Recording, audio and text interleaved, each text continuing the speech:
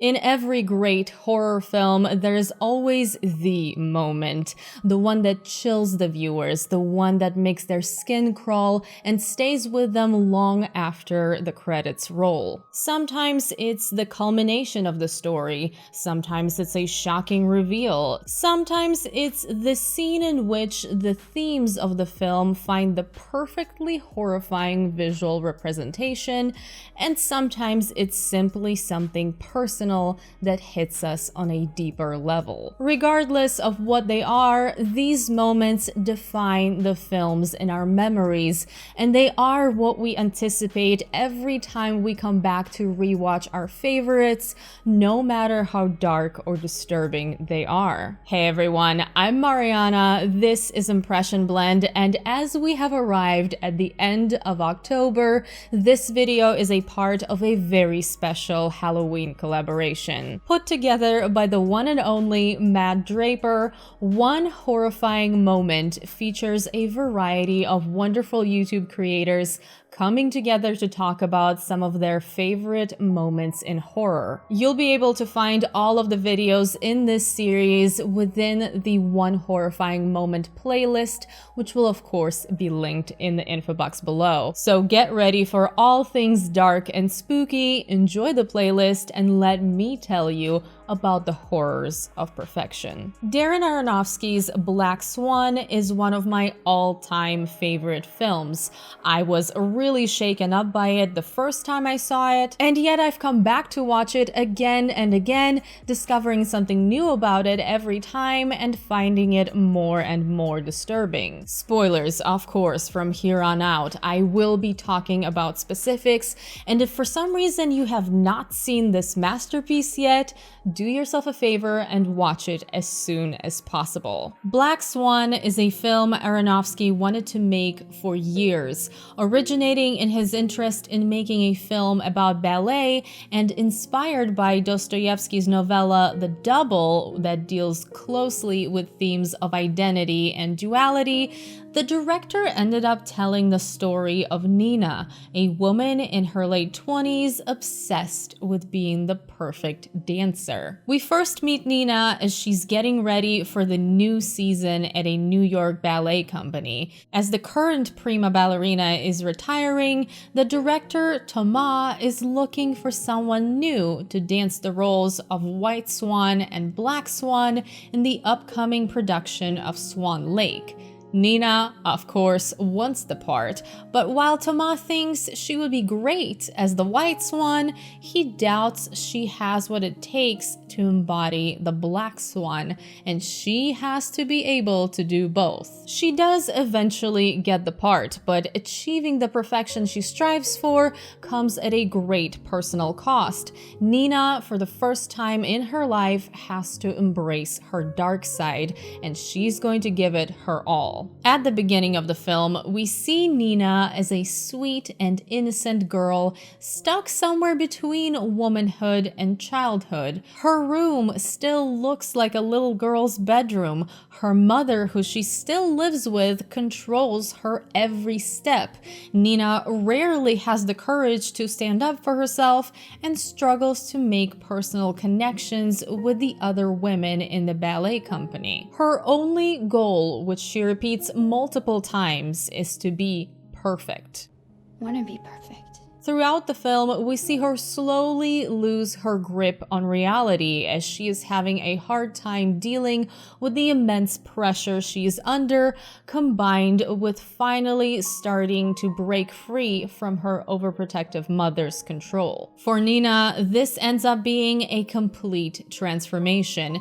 It's the discovery of her shadow self that leads to an identity confrontation at the end, the horrifying moment when she thinks she murders her friend and fellow dancer Lily, only to later realize she actually stabbed herself. But we'll get back to that later. First, let's talk about this idea of the shadow self. The shadow is a Jungian psychological concept of the unconscious part of our personality, anything about us that we aren't fully conscious of. It's a term Carl Jung used to describe the repressed or denied parts of the self. Naturally, with someone as repressed as Nina, the shadow becomes the embodiment of the evil twin, and combined with her determination to complete the task of discovering her darker side perfectly, the results are disastrous. Early in the film, Thomas describes the ending of Swan Lake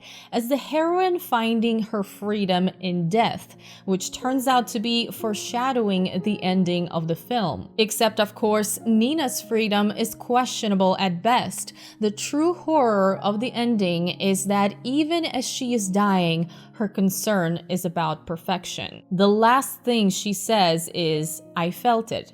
Perfect. It was perfect." Our heroine's unraveling mind is a gradual process we watch throughout the film, but so is her loss of innocence with the help of her friend Lily, a talented dancer from San Francisco who joins the company. Lily is the Black Swan to Nina's White Swan. She is free where Nina is controlled. She is careless where Nina is careful. Her dancing style is imperfect but authentic and sensual, while Nina obsesses over every move, which makes her come off cold and emotionless. As Nina observes Lily, she knows this is exactly what Thomas wants her to do when she's dancing the Black Swan, to lose herself, to discover her sexuality. She is initially cautious around Lily, then is drawn to her, and later obsessed with the idea that Lily is trying to replace her.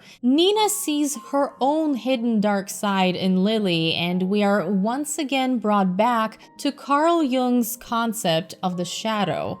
Because the shadow self is instinctive and irrational, Jung also described it as prone to psychological projection. Of course, it's not just Lily that Nina sees herself in. Her fears as a ballerina are realized in Beth, the prima who is being pushed towards retirement and whose legs are later broken as a result of a car accident. It surprises me how many people question whether or not Black Swan is a horror film, because it undeniably is. It's psychological horror at its best. Throughout the film, Nina's transformation is often shown in subtle but very unsettling ways. A small movement of the eyes on the painting, a face in the crowd, a reflection in the mirror that's just off. We may not even notice everything that's going on right away, but subconsciously we register the small things happening right outside of the part of the frame we're focused on. Aronofsky plays with our minds, slowly escalating Nina's hallucinations,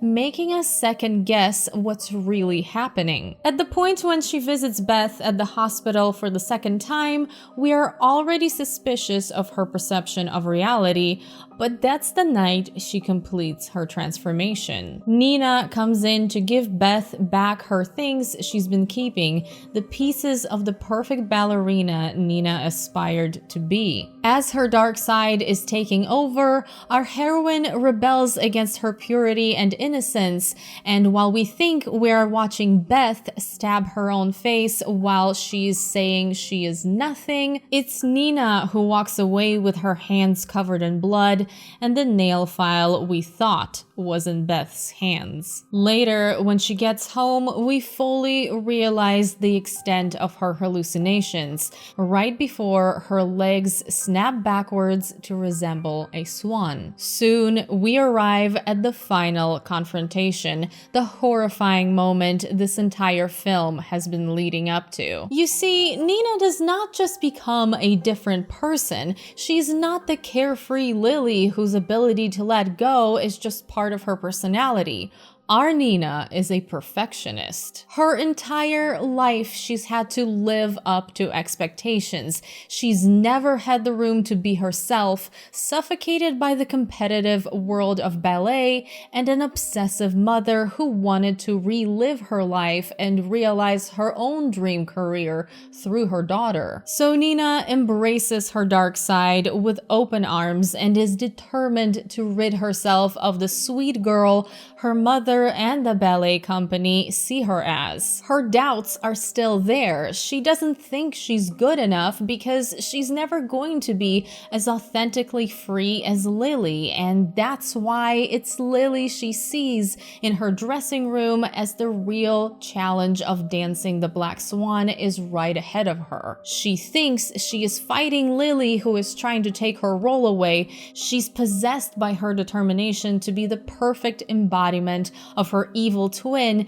and as she stabs her, she growls, "It's my turn." Of course, this is the moment she delivers that fatal wound to herself, but symbolically, it's that freedom from former self and triumph over anyone trying to take over her life and work that she's experiencing. As she goes up on stage, she truly loses herself. We see her physically growing black wings and transforming into a swan woman as her dancing is filled with sinister yet sensual energy. While Black Swan tackles a variety of themes, it all goes back to that obsession with perfection and the duality that comes along with that. Perfection seems like an admirable goal, but it's a dark path because it is unforgiving and destructive. For Nina, the path was even darker because she set out to embrace darkness itself the only way she knew how, with full commitment. As she went for it, everything she's been holding back came rushing out, the demons created by pressure and repression. Right before Nina goes on stage for her performance, Thomas gives her his final words of instruction. The only person standing in your way is you. It's time to let her go. Lose yourself. Of course, she follows his directions perfectly. She truly lets herself go, and to fully embody the Black Swan, she kills the White Swan. Her stage death is perfect.